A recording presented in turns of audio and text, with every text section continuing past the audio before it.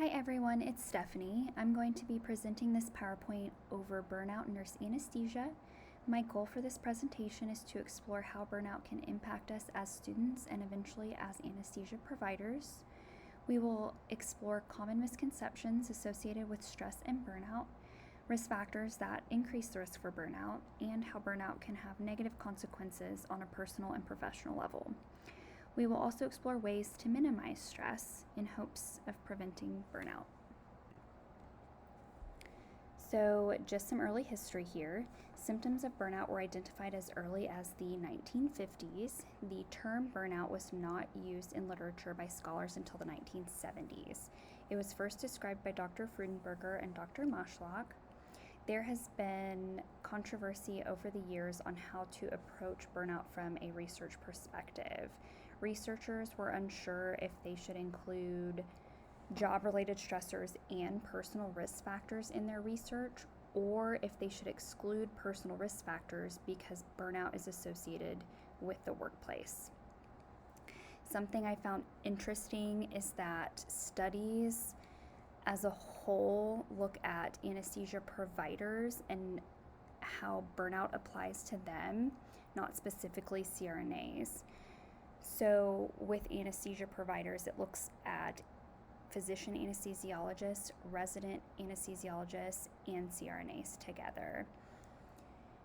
I haven't seen any research that included AAs, but that's not to say it's not out there. So, some common misconceptions about burnout. The terms stress and burnout are the same. They are not the same. Burnout is a consequence of prolonged stress. Some people think all stress is bad. Not all stress is bad. It can be good. Now, too little stress can lead to sleep and boredom, but too much stress can give people a sense of panic and tension. Now, if you're right in the middle, acute stress can lead to increase in performance and increases in productivity. But the problem begins when it goes on for a long period of time and leads to chronic stress, and then ultimately can lead to burnout. Something to keep in mind is that stress is unavoidable. Everyone experiences the same symptoms. That's not true. We know that every person is different and not everyone will experience the same symptoms, even if they have similar diseases or they're experiencing stress or burnout. Everyone will have a different experience and perception. Admitting burnout means you're weak. It does not mean you're weak. Taking a vacation will cure burnout. This is something that I used to think would help with stress, and I think it does help with stress to a point, but it does not cure, if you will, burnout.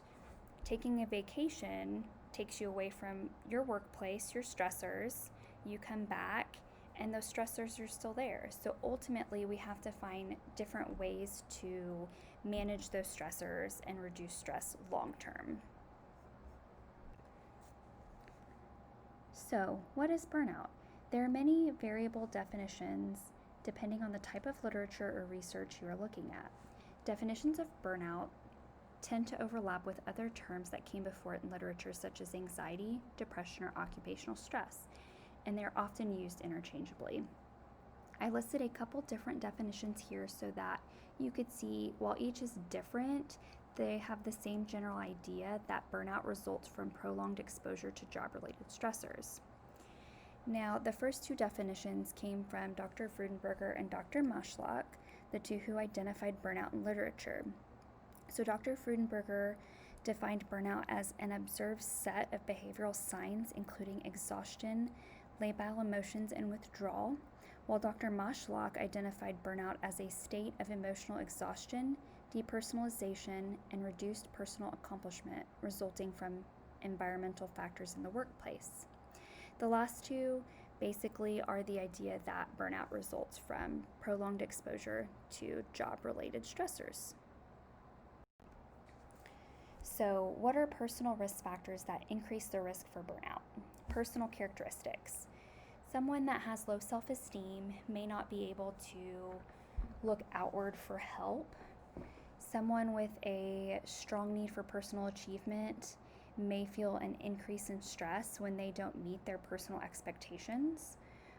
Sometimes people can identify so strongly with work that they lack a reasonable balance between work life and personal life.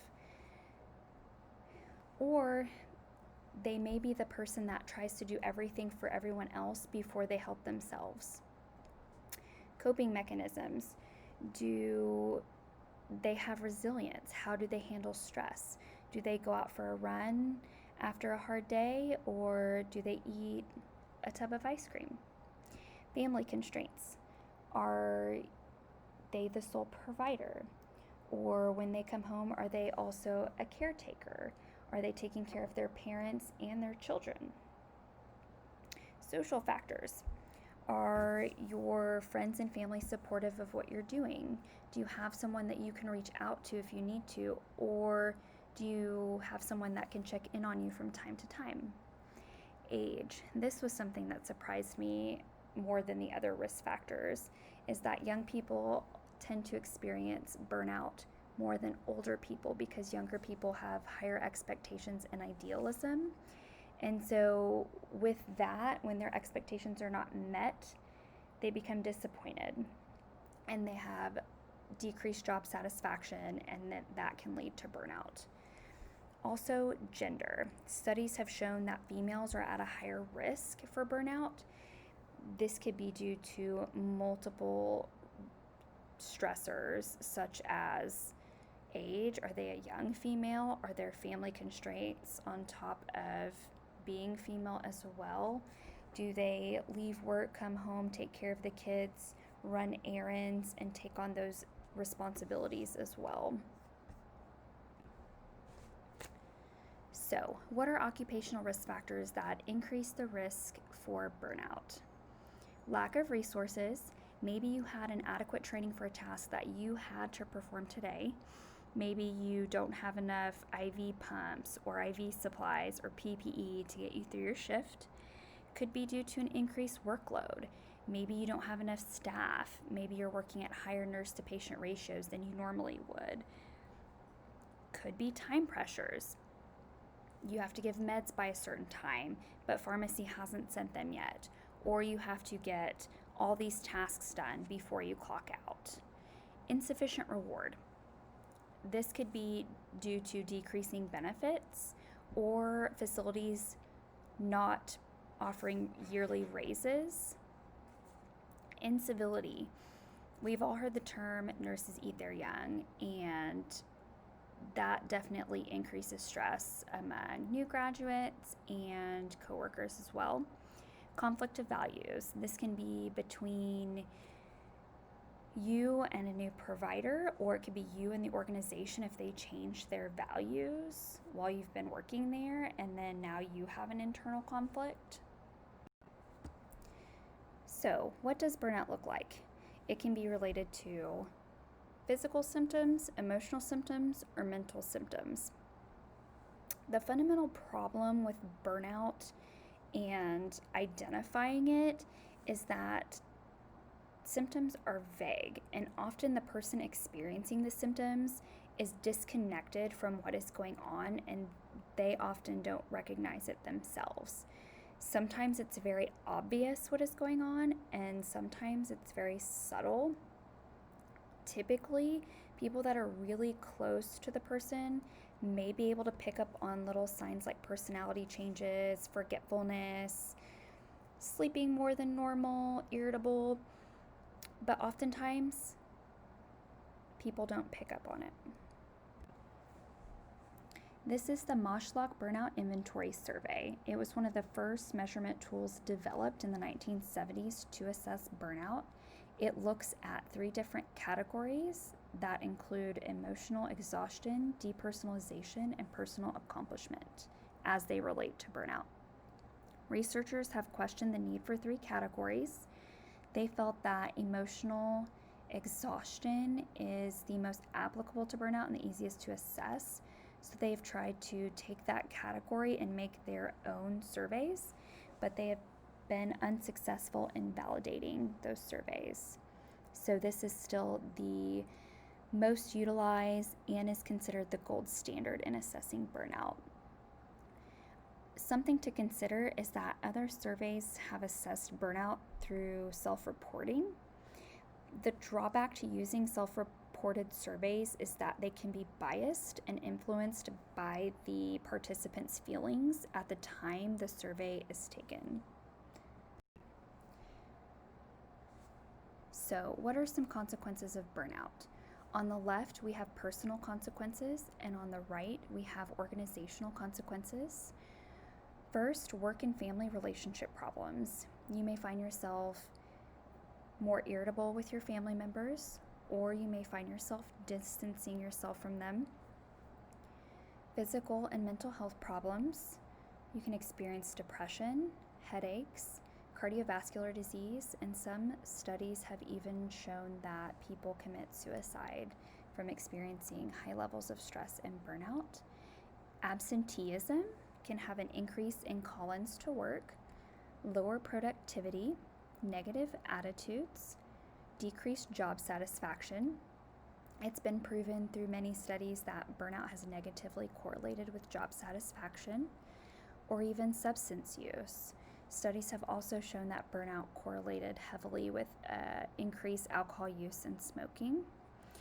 On the organizational side, consequences of burnout can lead to decreased quality and satisfaction of patient care, increase in staff turnover leading to provider shortage, increase in costs. This was a big one because with CRNAs being highly trained professionals, it's difficult and expensive to replace them. There are additional costs for advertising for new CRNAs, recruiting, cost of personnel that do the interviews, background checks, and orientation costs. The other increased costs can be related to hiring temporary staff until you're able to train full-time staff, such as locum CRNAs, and they typically cost more per hour. It can also lead to lost revenue. So if you're not able to keep the ORs open, you may have to shut them down because there are not enough staff, and that can lead to a loss in revenue for the hospital. So, why is this important to us? I remember at the beginning of this semester, a couple people mentioned in the discussion boards that they experienced burnout at the bedside as a nurse, and I think it's important to recognize healthcare workers are at a high risk. Anesthesia providers are at an even higher risk. Multiple studies have demonstrated that they are at an even higher risk and represent 1/3 of healthcare providers experiencing burnout. Healthcare is constantly changing. We know what may be true today may not be true tomorrow, and that can increase our stress levels. As SRNAs, we are predisposed to risk factors for burnout. We're constantly placed in stressful situations. We are experiencing information overload, which can lead to higher levels of stress. And now we're no longer in that place of people turn to us for help, but we turn to other people because now we're a novice in this field. There were 2 studies I looked at that showed how SRNAs felt about stress and nurse anesthesia school. And some SRNAs believe that nurse anesthesia school had a negative impact on their well-being. And one study showed that 1,300 SRNAs reported an average stress level of 7.2 out of 10 on a daily basis.